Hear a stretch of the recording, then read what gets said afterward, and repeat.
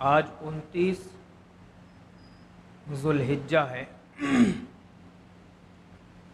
عام طور سے سیدنا فاروق اعظم رضی اللہ تعالی عنہ کی شہادت 26 ذوالحجہ کو بتائی جاتی ہے، لیکن صحیح تاریخ 26 ذوالحجہ کی شہادت کی نہیں ہے، بلکہ 26 ذوالحجہ کو آپ کو زخمی کیا گیا اور اس کے 3 دن کے بعد یعنی کہ 29 ذوالحجہ کو آپ کی شہادت ہوئی۔ اس لحاظ سے آج کا دن کافی اہمیت رکھتا ہے، اپنے آپ میں یاد کرنے کا اور یاد کیے جانے کا لوگوں کے درمیان مقام رکھتا ہے۔ فاروق اعظم رضی اللہ تعالیٰ عنہ جو اللہ کے نبی صلی اللہ علیہ وسلم کے دوسرے خلیفہ بھی ہیں،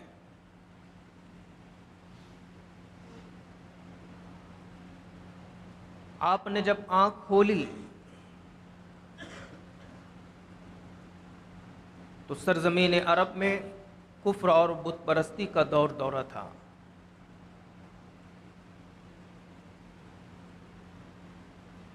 بڑھتی عمر کے ساتھ ساتھ آپ کی قوت و فراست میں بھی بے پناہ اضافہ ہوا اور پختہ عمر کو پہنچتے پہنچتے آپ کا جسم بہت زیادہ قوت والا، بہت زیادہ طاقت والا اور لوگوں کے درمیان آپ پہلوان مشہور ہو گئے۔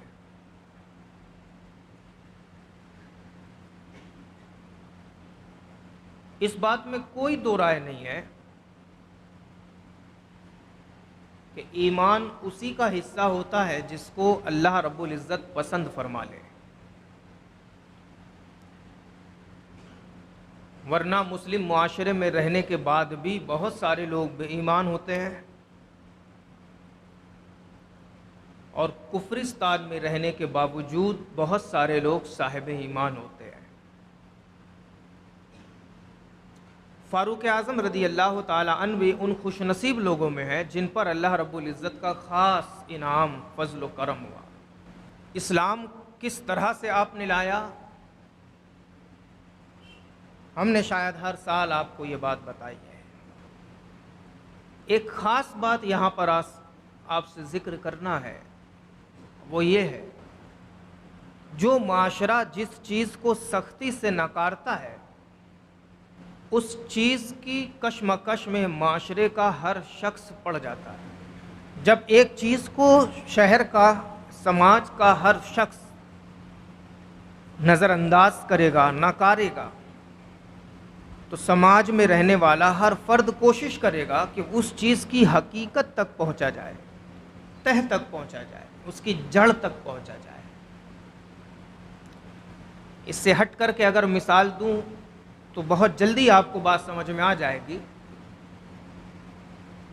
لڑکیوں کے راستے میں نکلنے کا ایک مسلم معاشرہ ہے اور لڑکیوں کے راستے میں نکلنے کا ایک غیر مسلم معاشرہ، یا عیسائیت کا معاشرہ ہے یا یہودیت کا معاشرہ ہے۔ جو لڑکی نیم عریاں، آدھے ادھورے کپڑے پہن کر کے راستوں پر نکلتی ہے، لوگ ان لڑکیوں کو دیکھنے کے بعد ان کا جسم کیسا ہوگا، ان کے عضو کیسے ہوں گے، ان کی رنگت کیسی ہوگی، اس چیز میں نہیں پڑتے۔ لیکن جو لڑکی سر سے لے کر کے پیر تک پوری ڈھکی ہوئی گھر سے باہر نکلے تو ہر دیکھنے والے کو ایک جستجو ہوتی ہے کہ یہ لڑکی کا چہرہ کیسا ہوگا، اس کی سیرت کیسی ہوگی، اس کا رنگ کیسا ہوگا، اس کی صورت کیسی ہوگی، اس کے اعضاء کیسے ہوں گے، اس کے ہاتھ اور پیر کیسے ہوں گے۔ تو جس چیز کو جتنا نکارا جاتا ہے لوگ اس کو جاننے کی اتنی ہی کوشش میں رہتے ہیں، اتنی ہی جستجو میں رہتے ہیں۔ تو سرکار کائنات صلی اللہ علیہ وسلم جب تشریف لائے اور خدا کے حکم سے اعلان نبوت فرمایا، مذہب اسلام کا پرچم بلند کیا، تو اس وقت سب سے زیادہ نکارنے والی اگر کوئی چیز تھی وہ مذہب اسلام تھی۔ اس کے ایک ایک قانون سے لوگوں کو تنفر پیدا کیا جاتا تھا، اس کی ایک ایک بات کو جادو بتا کر کے لوگوں کو تنفر پیدا کیا جاتا تھا، اس کی ایک ایک شک کو برے طور پر پیش کر کے لوگوں کی نگاہوں میں اسلام کا مذاق اڑایا جاتا تھا، اس کے ایک ایک جز کو لوگوں کے سامنے پیش کر کے اس کو زخمی کرنے والا، اس کو قتل کرنے والا، اس کو غارت گیری کرنے والا بتایا جاتا تھا۔ جب اس طرح سے اس وقت کے لوگوں نے اسلام کو پیش کیا تھا تو ہر دل میں جستجو پیدا ہو گئی کہ آخر محمد الرسول اللہ کا وہ دین جسے لوگ دشمن بتاتے ہیں، وہ دین جسے لوگ غدار بتاتے ہیں، وہ دین جسے لوگ آباء و اجداد کے مخالف بتاتے ہیں، وہ دین جسے لوگ قتل والا بتاتے ہیں، وہ دین جسے لوگ غارت گیری والا بتاتے ہیں، وہ دین جسے لوگ زنا کا پیغام دینے والا بتاتے ہیں، آخر اس دین کو تہ تک جا کر کے سمجھا تو جائے کہ آخر جو بتایا جا رہا ہے وہی صحیح ہے یا اس کی تہ میں کچھ اور سچائی چھپی ہوئی ہے۔ اور پھر لوگوں نے تہ پر جانا شروع کیا۔ جب تہ میں جانے کا ابتدائی زمانہ تھا تو سب سے پہلے جو تہ میں پہنچے ان کا نام تھا حضرت ابو بکر صدیق۔ اور تہ میں جا کر کے جب ان سے پوچھا گیا کہ ابو بکر تم تو کہتے ہو محمد ابن عبداللہ تمہارا دوست ہے، کیا تم ایک ملک سے دوسرے ملک جانے پر کوئی وقت نہ لگے، اس بات کو سچ مانتے ہو؟ ابو بکر نے کہا نہیں، ایک ملک سے دوسرے ملک اگر کوئی جائے گا تو وقت تو لگے گا۔ تو سامنے والے نے اعتراض کرتے ہوئے کہا جو تمہارا دوست ہے وہ کہتا ہے کہ میں آسمان پر گیا، آسمان سے زمین پر واپس آ گیا، جنت اور جہنم کی سیر کیا اور کوئی وقت نہیں لگا، تو بغیر روک ٹوک کے ابو بکر کہتے ہیں کہ میں محمد ابن عبداللہ کو جانتا ہوں، وہ زندگی میں کبھی جھوٹ نہیں بولے، اگر انہوں نے ایسا کہا ہے تو واقعی ایسا ہوا۔ ابو بکر صدیق اسلام کی تہ تک پہنچ گئے تھے۔ پھر دوسرا نام نکل کر کے آیا، اپنے وقت کی بہت بڑی تجارت دار خاتون جنت حضرت خدیجۃ الکبریٰ رضی اللہ تعالی عنہ۔ آپ 40 برس کی تھی، سرکار کائنات 25 برس کے تھے جب آپ کا عقد ہوا۔ اور یہ عقد کیوں ہوا؟ بہت ساری وجوہ میں سے ایک وجہ یہ ہے کہ حضرت خدیجۃ الکبریٰ کا کاروبار اتنا وسیع تھا اور اتنی دولت تھی آپ کے پاس کہ دولت کو سنبھالنے والا کوئی بھی ایماندار شخص آپ کو سوائے محمد ابن عبداللہ کے نظر ہی نہیں آیا تھا۔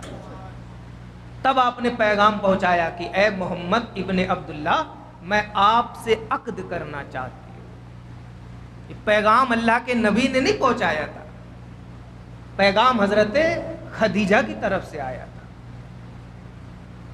شادی ہوئی، 15 برس کا یہاں پر ڈفرنس ہے کہ شادی ہونے کے بعد حضرت خدیجۃ الکبریٰ سے جب پوچھا گیا کہ اے خدیجہ اسلام کو تو لوگ کہتے ہیں غداروں کا مذہب ہے، اسلام کو تو لوگ کہتے ہیں قاتلوں کا مذہب ہے، اسلام کو تو لوگ کہتے ہیں زانیوں کا مذہب ہے، اسلام تو لوگوں کی عزت و آبرو کو لوٹنے کے لیے آیا ہے، اسلام تو لوگوں کے گھروں کو برباد کرنے کے لیے آیا ہے، اسلام تو ہستی ہوئی انسانیت کو قتل و غارت کرنے کے لیے آیا ہے، لیکن تم نے اسلام کا پیغام دینے والے سب سے بڑے پیغمبر کے ہاتھوں میں اپنا ہاتھ دے دیا، کیوں؟ جواب دیا جب تک لوگوں کی باتوں کو سنتی تھی تب تک ان کی باتوں کا یقین تھا، لیکن جب کردار مصطفیٰ دیکھا تو دنیا جھوٹی سمجھ میں آئی، محمد کی ایک ایک بات سچی سمجھ میں آئی۔ اسی طرح سے 39 لوگ دامن اسلام سے وابستہ ہو چکے تھے۔ 40واں نمبر ہوتا ہے فاروق اعظم کا۔ اب فاروق اعظم، میں نے بتایا آپ کو جس چیز کو دنیا زیادہ انکارتی ہے لوگ اسی چیز کی تلاش اور جستجو میں ہو جاتے ہیں۔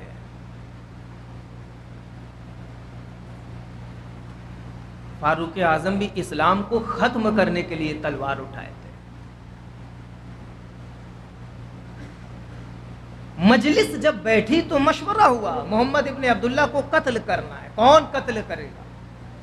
کس کی ہمت ہے کہ ابن عبداللہ کے سامنے آ کر کے قتل کرنے کا گناہ کر سکے؟ کسی کی طاقت نہیں تھی.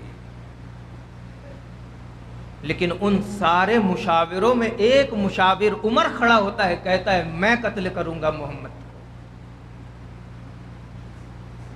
سارے مشیرکاروں نے کہا ہاں عمر تم ہی یہ کام کر سکتے ہو، تمہارے علاوہ مکہ میں اور کوئی یہ کام نہیں کر سکتا. تلوار اٹھا لی، گھر سے باہر نکل پڑے. محمد ابن عبداللہ کا پتہ پوچھنے لگے. پتہ چلا فلاں مقام پر اللہ کے نبی صلی اللہ علیہ وسلم اپنے چند جانثار صحابہ کے ساتھ جلوہ فروز ہے. اسی سمت پر عمر کے قدم بڑھ گئے. راستے میں جتنے لوگوں سے ملاقات ہوئی عمر کی نگاہوں میں سب نے خون اترتا دیکھا. پوچھا عمر کہاں جا رہے ہو؟ آج اسلام کے چراغ کو بجھانے جا رہا ہوں. اسلام کا پیغام دینے والے محمد ابن عبداللہ جو نبی کہلاتے ہیں ان کی گردن کاٹنے جا رہا ہوں. آج اسلام کو مکہ کی اور پوری زندگی سے، پوری دنیا کی سرزمین سے اکھاڑنے جا رہا ہوں. جو بھی ملا سب کو عمر نے یہی کہا. آخر میں ایک نعیم بن عبداللہ نامی شخص ملتے ہیں. وہ بھی یہی سوال کرتے ہیں عمر اتنے جاہو جلال میں کدھر جا رہے ہو؟ جواب یہی دیا آج اسلام کو قتل کرنے جا رہا ہوں، محمد ابن عبداللہ کو اکھاڑنے جا رہا ہوں، اسلام کو نیست و نابود کرنے جا رہا ہوں. نعیم بن عبداللہ نے کہا عمر تم اسلام کو ختم کرنے جا رہے ہو، پہلے جا کر کے اپنے گھر سے تو اسلام کو ختم کر دو. اور جلال میں میرے گھر سے، میں تو اپنے باپ دادا کے دین پر قائم تھا. میں تو 360 بتوں کی خانہ کعبہ میں پوجا کرتا تھا. میں تو اپنے ہاتھ سے اپنے معبود کو بنا کر کے پوجا کرتا تھا. میرے گھر میں یہ کون شخص آ گیا جو کہتا ہے کہ اللہ ایک ہے اور محمد اس کے رسول ہے؟ جواب دیا جاؤ اپنی بہن سے پوچھو، اپنے بہنوں سے پوچھو. تو جو قدم اللہ کے رسول کی طرف بڑھ رہے تھے وہی قدم اپنے بہن اور اپنی بہنوئی کے گھر کے لیے تھے. وہاں پر جب پہنچے تو دروازے سے تلاوت قرآن کی آواز آ رہی ہے. کھٹکھٹایا. بہن گھبرا کے ڈر کے قرآن پاک کو چھپا کر کے رکھ دیا. دروازہ کھولا گیا. پوچھا گیا اتنی دیر کیوں لگی دروازہ کھولنے میں؟ طرح طرح کے بہانے کیے گئے. اندر آئے. بہن نے بھی بھائی کی نگاہ میں دیکھا خون اتر رہا ہے. غصے سے عمر کا چہرہ تمتما رہا ہے. ہاتھ میں پڑی ہوئی تلوار کسی کے خون کی پیاسی ہے. نگاہوں سے کسی کی خون کی پیاس ٹپک رہی ہے. بہن نے پوچھ لیا بھائی آخر تمہارے چہرے میں یہ غصہ کس کے لیے دکھ رہا ہے؟ جواب دیتے ہیں یہ غصہ کسی اور کے لیے نہیں، اسلام کے لیے دکھ رہا ہے. اسلام کا پیغام دکھانے والے محمد ابن عبداللہ کے لیے دکھ رہا. تم کیا کرو گے ان کے ساتھ؟ میں ان کو قتل کر دوں گا. کیوں قتل کرو گے؟ کیونکہ وہ اسلام کی دعوت دیتے ہیں. بہن نے کہا کہ پہلے اپنی بہن کو تو قتل کر لے، اپنے بھائی اپنے بہنوئی کو تو قتل کر لے، بعد میں جا کر کے محمد ابن عبداللہ کو قتل کرنا. کیوں؟ کیونکہ تیری بہن نے بھی اسی نبی کا کلمہ پڑھ لیا ہے، تیرے بہنوئی نے بھی اسی نبی کا کلمہ پڑھ لیا ہے. مارنا شروع کیا. بہنوئی کو مار مار کر کے ادھمرا کر دیا. بہن بچانے آتی ہے، بہن کو بھی مار مار کے ادھمرا کر دیا. جب بہن بالکل جاکنی کی حالت میں پہنچنے لگی، قریب تھا کہ اور پٹتی اور ماری جاتی تو ان کی روح پرواز کر جاتی. بھائی کہتا ہے اتنا پٹنے کے بعد بھی تم اس مذہب سے باز نہیں آتے. بہن کا جواب بھی جواب ہوتا ہے عمر تو بھی خطاب کا بیٹا ہے، میں بھی خطاب کی بیٹی ہوں، جب تو مارتے مارتے تھک نہیں سکتا تو خطاب کی بیٹی پیٹتے پیٹتے تھک نہیں سکتی. تو اپنی ضد پہ اگر اٹل ہے تو تیری بہن بھی اسی کا خون اپنے جسم میں رکھتی ہے جس کا خون تیرے جسم میں دوڑ رہا ہے. تو اپنی ضد پر اٹل ہے تو تیری بہن بھی اپنی ضد پر اٹل ہے. نہ تو اپنی ضد چھوڑ سکتا ہے نہ تیری بہن اپنی ضد چھوڑ سکتی ہے. چاہے تو مار مار کے اپنی بہن کی زندگی ہلاک کر دے. جب اتنا جوش اتنا ولولہ حضرت عمر نے اپنی بہن اور اپنے بہنوئی میں دیکھا تو کہا کہ آخر وجہ کیا ہے؟ اسلام میں تمہیں کیا چیز پسند ہے؟ وہ چیز تو لے کر کے آؤ. آپ کی بہن کہتی ہے مجھے قرآن پاک کی آیتیں اللہ کے رسول کے قانون اور ضابطے پسند آئے. عمر نے کہا وہ کتاب میرے پاس بھی لاؤ, میں بھی اس کو پڑھ کر کے دیکھنا چاہتا ہوں آخر اس میں ہے کیا. تو پہلا مسئلہ بہن نے بھائی کو سکھایا کہ بغیر غسل کے قرآن پاک کسی کافر کو نہیں دیا جا سکتا. جاؤ عمر پہلے غسل کر کے آؤ. یہ درسگاہ میں پڑھائی جانے والی کوئی زید بکر عمرو کی کتاب نہیں ہے بلکہ یہ کائنات کو اپنے دامن میں چھپانے والی خالق کائنات کی کتاب ہے. اس کو تم بغیر غسل اور طہارت کے ہاتھ بھی نہیں لگا سکتے. بار بار عمر نے اصرار کیا لیکن بہن نے ان کے ہاتھ میں کتاب نہیں دیا, قرآن پاک نہیں دیا. بالآخر عمر نہائے, غسل کیے اور اب عمر کے ہاتھ میں کتاب آتی ہے. سورہ طٰہٰ کی تلاوت عمر نے شروع کی اور جیسے ہی پہنچتے ہیں لا الہ الا انا فاعبدنی واقم الصلاۃ لذکری, کوئی معبود نہیں ہے سوائے میرے, نماز پڑھو تو میرے لیے, ذکر کرو تو میرے لیے. جب اس کلمے پر عمر پہنچے ہیں تو ان کے دل کی کیفیت بدل جاتی ہے. اب پوچھتے ہیں بہن سے بتاؤ تمہارے نبی کہاں ملیں گے؟ جو خون نگاہوں میں تھا وہ محبت میں تبدیل ہو گیا تھا. دل میں کسی کے لیے جو غضب بھڑک رہا تھا وہ غضب اب محبت اور رافت میں تبدیل ہو گیا تھا. جس کی جان کے دشمن تھے اب اسی کی جان پر جان نچھاور کرنے کا جذبہ پیدا ہو گیا تھا. جس کے گردن اڑانے چلے تھے اب اسی کی حمایت میں پوری کائنات سے لڑنے کا جذبہ پیدا ہو گیا تھا. جس کے لیے دل میں نفرت بھری تھی اب اسی کے لیے دل میں پوری دنیا سے نفرت لے کر کے محبت بھر چکی تھی. جس کے لیے نگاہوں میں خون اتر رہا تھا اب اسی کے لیے نگاہوں سے محبت ٹپک رہی تھی. جس کے ہاتھ میں تلوار کملی والے آقا کی گردن کو کلا کما کرنے کے لیے تھی اب اسی کے ہاتھ میں تلوار محمد رسول اللہ صلی اللہ علیہ وسلم کی حمایت و نصرت میں لہرا رہی تھی. چلتے ہیں جہاں پر اللہ کے رسول قیام فرمائے وہاں پہنچتے ہیں. پہنچنے کے بعد محمد الرسول اللہ صلی اللہ علیہ وسلم کو کسی نے بتایا اللہ کے نبی صلی اللہ علیہ وسلم عمر آ رہے ہیں. اور ایک دن پہلے ہی سرکار کائنات نے دعا فرمائی تھی, اے اللہ عمر سے یا ابو جہل سے تیرے نزدیک جو پیارا ہے اس سے اسلام کو فائدہ پہنچا دے. صحابہ اکرام جن کے سامنے سرکار نے یہ دعا فرمائی تھی وہ اسی گیٹ پر کھڑے تھے جہاں پر سارے محافظین کا دستہ کھڑا تھا. عمر جیسے ہی آئے کسی نے عمر کو خبر دے دی, عمر کل ہی اللہ کے رسول نے دعا کی تھی اللہ عمر اور ابو جہل میں جو تیرے نزدیک پیارا ہے اس سے اسلام کو فوقیت دے دے, اسلام کو قوت دے دے. حضرت عمر ابھی بھی کچھ نہیں بول. بارگاہ رسالت میں جیسے ہی جاتے ہیں اللہ کے نبی صلی اللہ علیہ وسلم کی نگاہ بفیضان اٹھ کر کے عمر کے چہرے پر پڑتی ہے.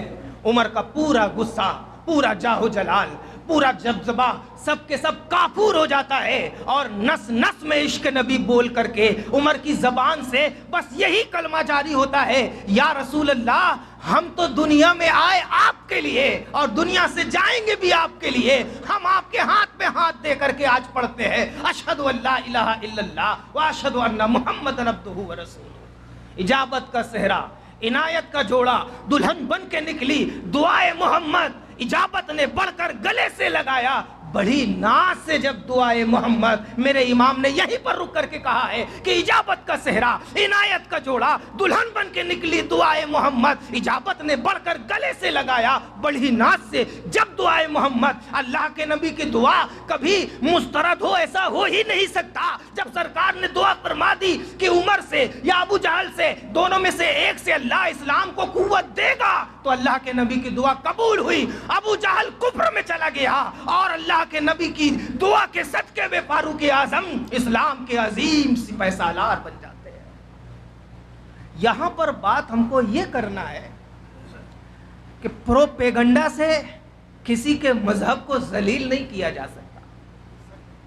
یہ پروپیگنڈا اس زمانے میں بھی ہوتا تھا، جو وسائل تھے پروپیگنڈا کے اس زمانے میں ان وسائل کا استعمال کیا گیا، جتنے اسباب تھے پروپیگنڈا کے اسلام کو ذلیل کرنے کے لیے اس زمانے میں تمام اسباب کا استعمال کیا گیا، لیکن آخر میں نتیجہ کیا نکلا؟ جو تلوار اٹھا کر اسلام کو ختم کرنے کے لیے چلے تھے انہی کے گھر کا بچہ بچہ لا الہ الا اللہ بولا، جو تلوار اٹھا کر قرآن کو ختم کرنے کے لیے چلے تھے انہی کے گھر کا بچہ بچہ حافظ قرآن نکل کر کے دنیا میں نمودار ہوا، جو اسلام کو ختم کرنے کے لیے ہاتھوں میں تلوار لے کر کے چلے تھے انہی کے گھر کا بچہ فقیہ اور محدث بن کر کے پیدا ہوا، جو اسلام کو ختم کرنے کے لیے ہاتھوں میں تلوار لے کر کے چلے تھے انہی کا گھر کا بچہ اپنے وقت کا مجدد بن کر کے پیدا ہوا۔ دنیا نے یہی دیکھا کہ جنہوں نے بھی اسلام کو ختم کرنے کی بے جان کوشش کی ہے انہی کے گھر سے لا الہ الا اللہ پڑھنے والوں کے نغمات جاری ہوتے ہیں۔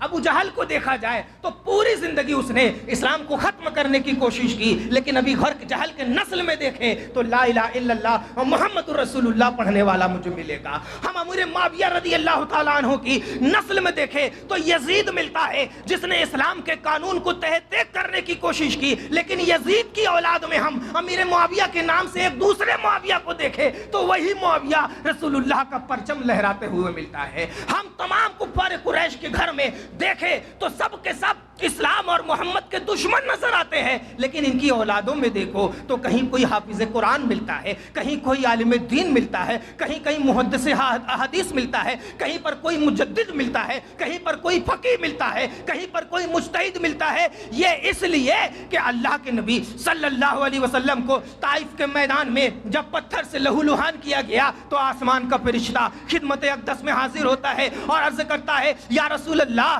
آپ کے سر سے اتنا خون نکل رہا ہے کہ پیر قدم ناز خون کے رنگ سے لہو لہان ہو گیا ہے، یا رسول اللہ آپ اجازت دیں تو میں اپنے پروں سے ان سارے لوگوں کو اس پہاڑ کے نیچے دبا کر کے خاک کر دوں۔ تو اللہ کے نبی ارشاد فرماتے ہیں اے فرشتے تم نہیں دیکھ رہے ہو لیکن نگاہ محمد دیکھ رہی ہے، تم نہیں دیکھ رہے ہو لیکن بصیرت مصطفیٰ دیکھ رہی ہے، تم نہیں دیکھ رہے ہو لیکن بصارت نبی دیکھ رہی ہے کہ جو آج مجھ پر پتھر برسا رہے ہیں انہی کی آنے والی نسل کل اسلام کے پرچم کو اپنے ہاتھ میں لے کر کے چلیں گی۔ اور وہی دنیا نے دیکھا کہ آج کائنات میں جہاں جہاں بھی کلمہ پڑھنے والے ہیں کوئی ان کی اولاد ہے، کوئی ان کی اولاد ہے، کوئی ان کی اولاد ہے، کوئی ان کی اولاد ہے، جو رسول اللہ کے غدار تھے انہی کے گھر سے رسول اللہ کے وفادار بھی پیدا ہوئے۔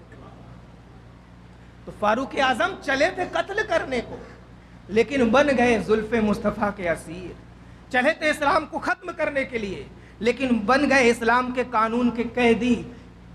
جہاں جہاں بھی پروپیگنڈا ہوگا وہاں وہاں بھی نتائج اسلام کے لیے ہی بہت اچھے آئیں گے۔ ہم آج کچھ کریں یا نہ کریں ہمارا چرچا ہر ٹی وی پر ہے، ہم آج کچھ کریں یا نہ کریں ہمارا چرچا ہر موبائل پہ ہے، ہم آج کچھ کریں یا نہ کریں ہمارا چرچا ہر نیٹ ورک میں ہے۔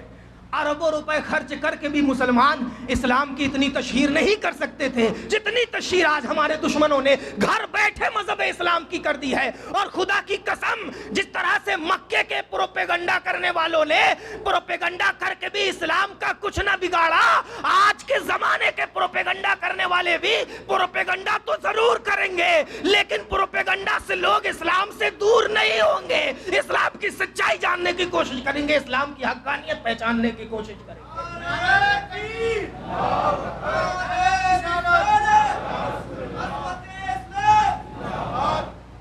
فاروق اعظم رضی اللہ تعالیٰ عنہ آپ کسی بھی اسلام کے مخالف کی داستان اور تاریخ اٹھا کر کے دیکھ لیں، سب کی نسل سے آپ کو اسلام کے مجاہد ملتے ہوئے نظر آئیں گے، چاہے وہ بدر کے شرکا ہوں، چاہے وہ احد کے شرکا ہوں، چاہے وہ خندق کے شرکا ہوں۔